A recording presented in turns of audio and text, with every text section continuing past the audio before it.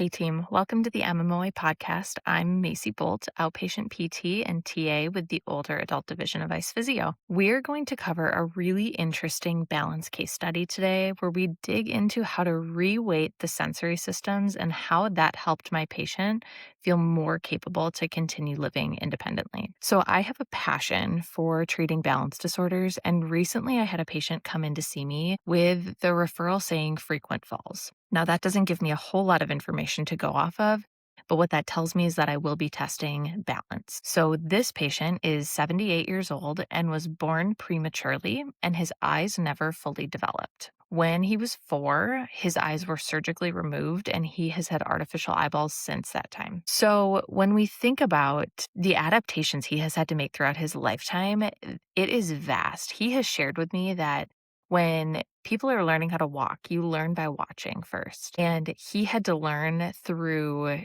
touch. He had to learn through other people guiding him through movements. And that has been kind of a common theme throughout his life. It is really, really fascinating talking to this man because the ways that I'm having to challenge my own brain as a provider to help him figure out, what I'm trying to get him to do has been a really, really interesting and cool challenge for me as well. So I feel like I'm learning from him as much as he's, learning from the rehab process. So this gentleman lives alone with his service dog and receives help about 2 times a week from care workers who help him kind of organize the IADLs of life, appointments, get groceries, heavier household tasks, that kind of a thing. So when he came in to see me, we started discussing his concerns. And at that point, he was falling nearly every day, often because he was losing his balance backward. And he felt very, very unsteady with any activity that he had to do outside of his home or in an unfamiliar environment.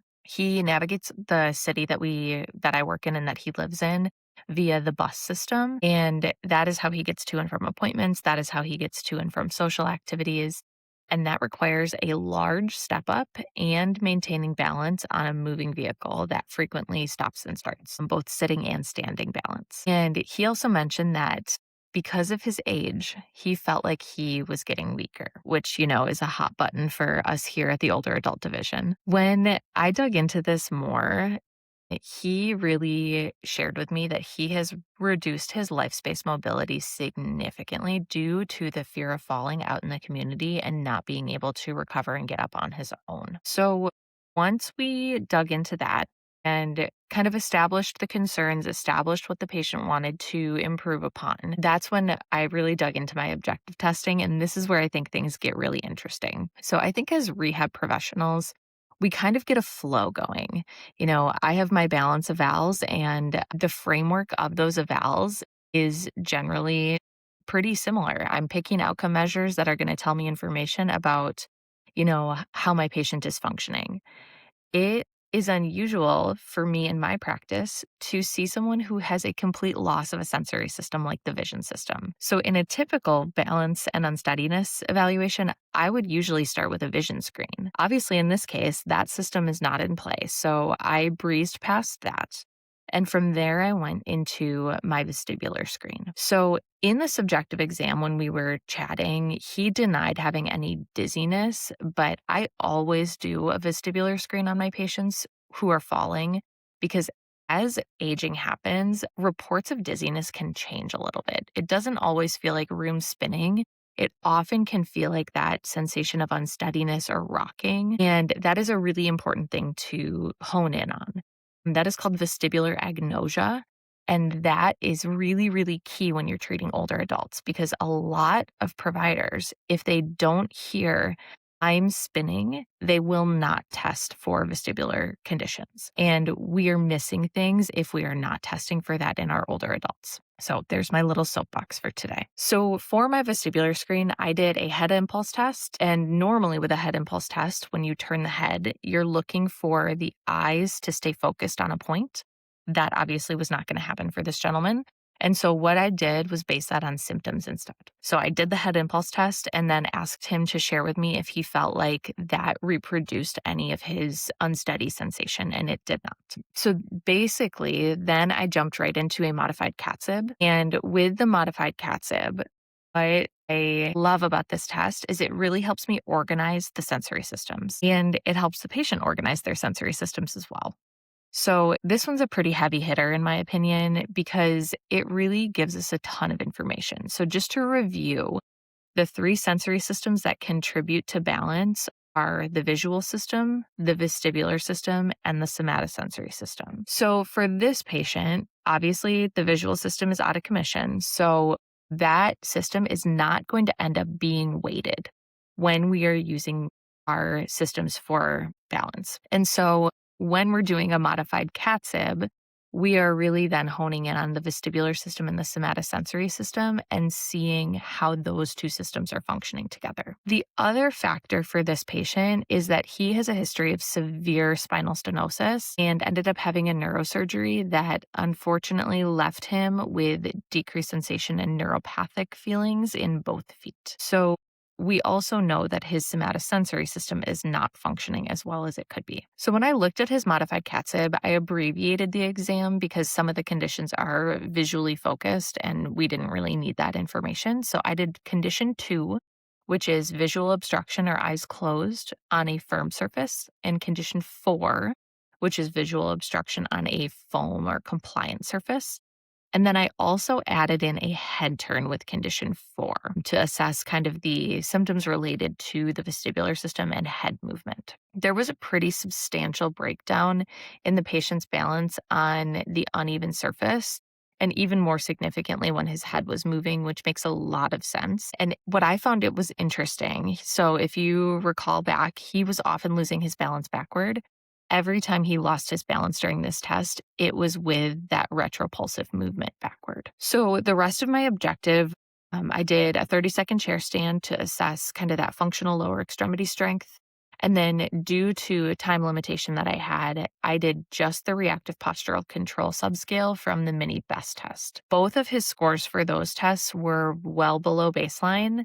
And reactive postural control was significantly impaired, and I had to help the patient not fall in all three directions. So that's pretty indicative to me that that is a key in why the patient is falling, is when he gets knocked off balance, he cannot recover. So at this point, I feel like I have gotten enough information to at least get started with my treatment for day 1. So we started with volitional stepping multidirectionally, and he held on to his visual walking aid for external support here. So I had him hold it kind of like a walking stick instead of how he normally holds it. So it was upright. And then I cued him on big steps forward, laterally, and backward. We also worked on sit to stands with a powerful rise and on deadlifts with 15 pounds. He had weight at home, so we were able to immediately integrate that. That was really intended to help us work on a little bit of weight shifting and bending over to do cares for his dog, because he mentioned that he was sometimes losing his balance when he bent forward also in order to, hook the leash on his dog, that kind of a thing. So over the next couple of visits, we were able to really quickly progress. He had, what we lovingly call newbie gains during the first few visits, where he was able to increase weight, increase load really quickly because his body was adapting fast. And so we progressed the amount of weight with his squats and deadlifts. We decreased the external support needed with his multidirectional stepping, and we progressed those to a stomp instead of a step. We know as we age, type 2 fibers of our muscles are lost more preferentially than type 1 are. And so getting those faster movements happening, getting those heavier loads in his hand is really key to prevent that loss from continuing. So that was what he was working on at home. In session, we focused a lot on how to appropriately use and weight his available sensory systems to really maximize his function. This is so key for someone who is lacking one of their sensory systems, because the others really have to pick up the slack. And if they don't, that can be incredibly detrimental to the patient and can lead to more falls and continued deconditioning and more shrinking of that patient's life space mobility like it had for this gentleman. So a major focus for us is really knowing where his body is in space and helping him train his brain to know that better. So his tendency was to stand with his weight shifted really posteriorly on his heels, and that was contributing to a lot of his retropulsion. So we started on firm ground, doing some heel toe rocking, working toward that on foam surfaces, and then eventually to a wobble board with even less stability. So we also worked on then large stepping forward, backward, and forward and backward walking in an effort to get him moving bigger. This gentleman was presenting a lot like some Parkinson's patients do, where really small movements, shuffling gait, and part of that was because of his visual impairment. And so training him to make a bigger movement increased his steadiness almost immediately, which was really, really cool to see. So by working on, helping him move more fluidly, more controlled, and getting that ability to feel kind of where his feet were on the ground really helped him weight his sensory system for somatosensory much, much better. And he felt like, okay, I have a much better idea of where I am in space now. So another focal point for us, of course, was the vestibular system. And if you've been around a while, you know I'm a total geek when it comes to the vestibular system. So we added a lot of head turning, multi-directional, horizontal, vertical, and diagonally, as well as doing full body bending and twisting movements, working on like picking things up from the ground, doing quick reactive turns to a cue to work on changing directions like he might need to do, on a sidewalk or on the bus. And this really helped us to start to hone in putting more weight through that vestibular system in a way that was really functional for him. I knew from the moment I started my testing that we were going to really have to utilize the vestibular system for this guy because his visual and somatosensory systems were not functioning at optimal levels. So vestibular is so, so important for this guy. And then our final initial focus with the plan of care, and the one that I think really pulled all the puzzle pieces together, was working on reactive postural control. So we started this by me putting pressure through the patient's shoulders. Then I would let go and he would step and recover. I had him gait belted the whole time, and we did this in the parallel bars to start with to really let him feel comfortable, let me feel comfortable, because that can be a very unpredictable intervention if you are not prepared for it. So it looked a lot like the mini best test testing to start with. We were just doing it for repetition. And we were doing it for quality of movement. And I cued him to make a really loud noise with his foot when he took that recovery step to get him facilitating those type 2 fibers. Then we did that same thing, layering in cognitive tasks, head turns, and marching in place, and still working that reactive component, which really upped the ante for him. So the most important variable with this was that he was feeling intensity. And that is one thing that I really like to hone in on with folks is, does this feel intense to you? Because that is key in order for us to be really making change. So eventually, we did work up to using the slip trainer that I have in clinic, which was huge for transitioning to function for him because that felt so much like the starts and stops that he was feeling on the bus or when his, dog pulled a little bit. So that was a really, really great intervention for us to be working on because it looked so much like the areas of his life where he was falling. So when I first met this patient, I frankly was pretty intimidated because I had never worked with someone who had had complete vision loss before. I had worked with people who had blindness, but still could see light and dark, still could see a little bit of definition. But this gentleman, lifelong, had never seen anything. And that made me scratch my head a little bit at first.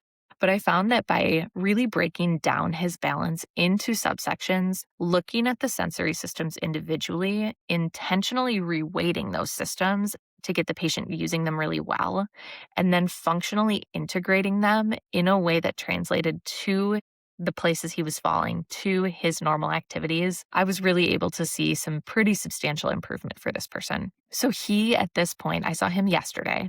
He is now able to correct a loss of balance in all directions using a really solid stepping strategy.